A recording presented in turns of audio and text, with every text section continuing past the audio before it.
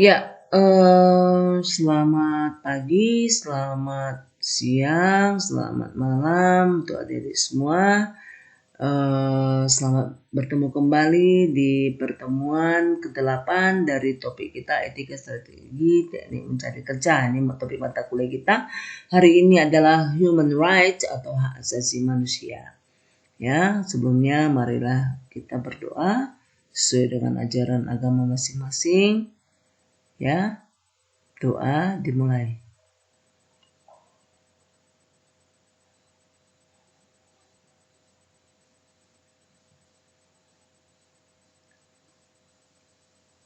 Doa selesai. Ya, jadi pada topik human right hari ini atau hak asasi manusia ada dua subtopik yang akan kita pelajari. Yang pertama adalah pengertian hak asasi manusia dan yang kedua adalah sejarah hak asasi manusia bersama dengan Miss Maslan Sihombing MSI ya. Jadi sebelum Miss lanjutkan mau mengingatkan juga untuk adik-adik yang tentu sudah memasuki masa akhir dan magang, ya kami ucapkan selamat telah menempuh pendidikan di dunia nyata. Ya, kalian diberi kesempatan oleh negara kita untuk melihat-lihat tempat kerja. Tentu ini memudahkan kalian untuk bekerja di tempat di mana kalian magang atau sejenisnya, dan mudah-mudahan pengalaman ini menjadikan kalian lebih dewasa dan lebih memiliki tujuan dalam kuliah atau untuk persiapkan masa depan ya. Ya, adik-adik, kita lanjutkan topik kita yang berikutnya. Kita mau lihat yang pertama, yaitu pengertian hak asasi manusia ya. Pengertian hak asasi manusia atau berikutnya nanti akan kita singkat dengan HAM ya, hak asasi manusia. HAM itu adalah hak-hak dasar atau hak pokok yang dimiliki manusia sejak lahir. Sesuai dengan kodratnya, HAM merupakan anugerah Tuhan. Jadi ketika kita proses kehidupan seorang manusia dimulai dari terbentuknya sperma dan sel telur, membentuk zigot, dan kemudian terbentuk detak jantung di minggu yang ketiga, maka itu sudah mulai proses hidup ya. Jadi ketika seseorang menghentikan proses hidup tersebut, itu sudah termasuk pelanggaran hak asasi manusia dan tindakan kriminalitas atau sering disebut dengan aborsi, yaitu pelanggaran hak asasi manusia yang berat ya.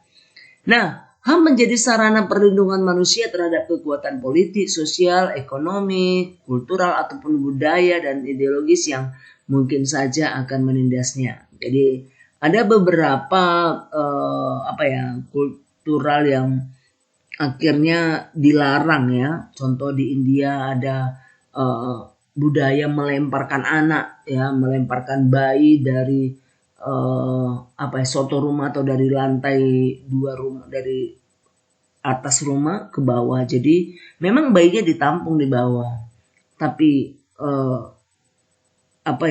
bagi mereka itu budaya untuk melatih anak ini sejak kecil untuk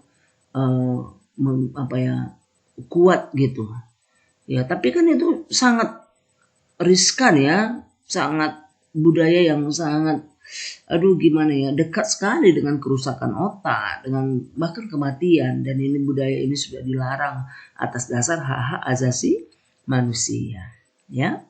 Oke, kita lihat ya. Pendapat ahli mengenai hak asasi manusia. Kita mulai dari yang pertama, yaitu Jan Matterson. Beliau adalah anggota Komisi Hak Asasi Manusia di PBB. Jan Matterson mengatakan bahwa hak asasi manusia adalah hak-hak yang melekat pada setiap manusia. Yang tanpanya, maksudnya tanpa hak asasi manusia, manusia akan mustahil dapat hidup sebagai manusia. Intinya kalau nggak ada hak asasi manusia itu orang nggak hidup lah, itu pasti orang mati kira-kira gitu. Ya. Salah satu filsuf Inggris ya, John Locke, mengatakan bahwa hak asasi manusia adalah hak-hak yang diberikan langsung oleh Tuhan Yang Maha Esa sebagai hak kodrati. Jadi hak asasi manusia itu memang pemberian Tuhan. Jadi jangan ada seorang pun yang mencabutnya atau seorang pun yang berusaha untuk merusak hak tersebut. Ya. Oke, kita lihat dalam posisi secara yuridis di Indonesia secara hukum. Dalam pasal 1 butir Undang-Undang Nomor 39 tahun 1999, HAM adalah seperangkat hak yang melekat pada diri manusia sebagai ciptaan Tuhan Yang Maha Esa dan merupakan anugerahnya yang wajib dihormati, wajib dijunjung tinggi dan dilindungi oleh negara, hukum, pemerintah, dan setiap orang demi kehormatan serta perlindungan harkat dan martabat manusia. Jadi siapapun yang berjudul manusia tanpa memandang latar belakang, memandang kecerdasannya gimana, pandai atau tidak segala macamnya. Ini penting sekali kita tahu bahwa kita wajib menjunjung tinggi harkat martabat manusia. Ya, hormat terhadap hak asasi manusia merupakan upaya hukum untuk menjamin bahwa apapun kebijakan yang diambil manusia, please jangan pernah lah ya manusia dikorbankan. Apapun kebijakan yang diambil, jangan pernah manusia menjadi korban. Ya, contoh misalkan nih ya, kebijakan yang diambil misalkan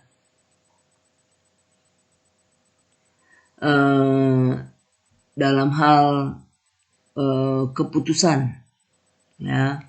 Baik itu keputusan untuk lockdown, ya itu keputusan paling berat kan yang baru-baru ini diambil. Tentu kan membatasi hak gerak kita dan ya kita secara ekonomi akan sangat terkendala, secara ekonomi akan sangat terganggu sekali. Nah, pemerintah ambil bagian, ya, jangan sampai manusia dikorbankan. Intinya ya manusia ambil bagian dalam arti kalau di lockdown karena tujuannya adalah untuk menghentikan proses perkembangan dari virus ini, maka pemerintah wajib memberikan tunjangan, ya, wajib memberikan subsidi, ya, dan itu kita rasakan ya, kita sendiri mendapatkan tunjangan pulsa, ya, ada yang mendapatkan bantuan uang kuliah, ya seperti itulah salah satu tanggung jawab negara, ya. Jadi dibuat peraturan lockdown terus orangnya nggak perlu diperhatikan, nggak seperti itu, ya. Jadi jangan pernah manusia dikorbankan. Oke, jenis-jenis hak asasi manusia, ya. Jenis-jenis hak asasi manusianya, yang pertama hak asasi pribadi atau personal rights, yaitu kebebasan berpendapat, kebebasan memeluk agama, kebebasan bergerak dan sebagainya. Tentu kebebasan memilih sekolah mana, memilih pakaian mana, kebebasan untuk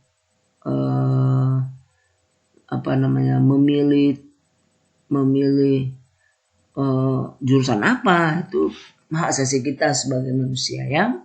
Kemudian ada hak asasi ekonomi atau property rights, ya, hak memiliki, jual beli, memanfaatkan, mendapat tunjangan hidup bagi orang miskin dan terlantar. Ini adalah hak asasi secara ekonomi.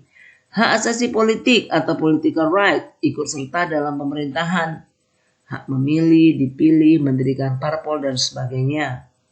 Hak asasi manusia atau right of legal equality, ini mendapatkan perlindungan yang sama dalam hukum dan pemerintahan.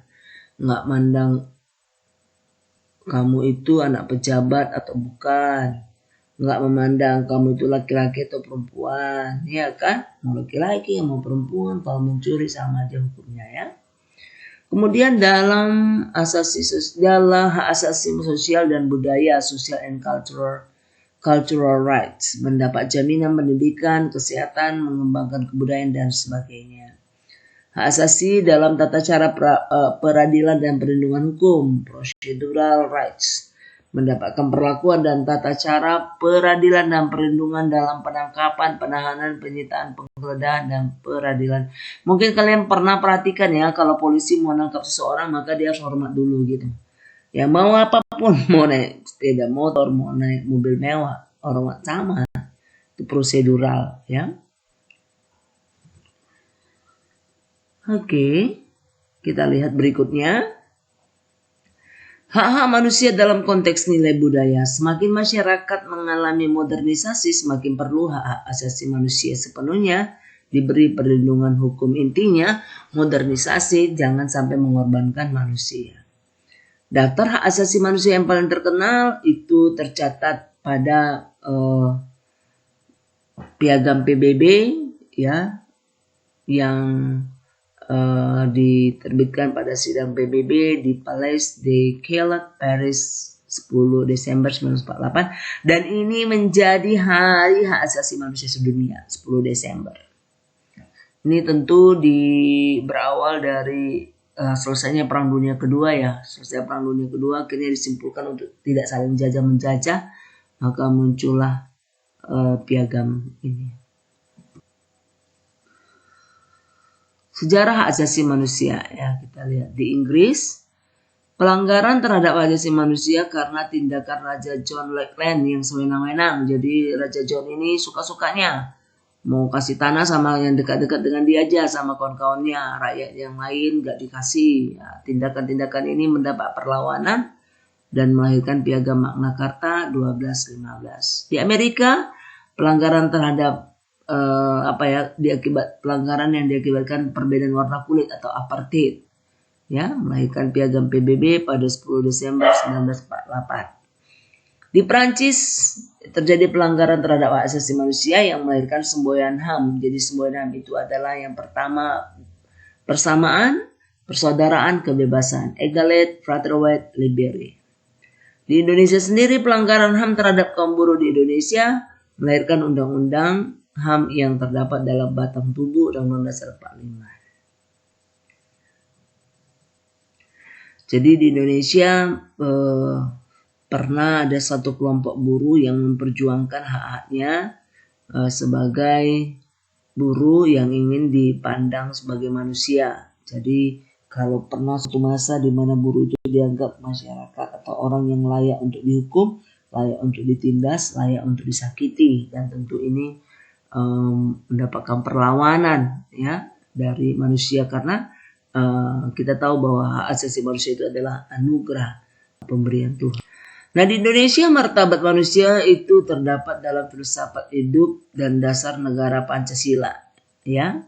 Kita mau lihat dari sila pertama sampai sila kelima. Sila pertama, ketuhanan yang Maha Esa, berarti hak memeluk agama, melaksanakan ibadah, menghormati adanya perbedaan agama. Jadi kalau kita berbeda, tugas utama kita adalah hormat menghormati ya. Kemanusiaan yang adil dan beradab. Kata kuncinya bermanusia yang adil dan sekaligus beradab. Tentu berarti yang namanya adil, berarti kedudukan sama, perlindungan hukum yang sama, dan jaminan hidup yang sama.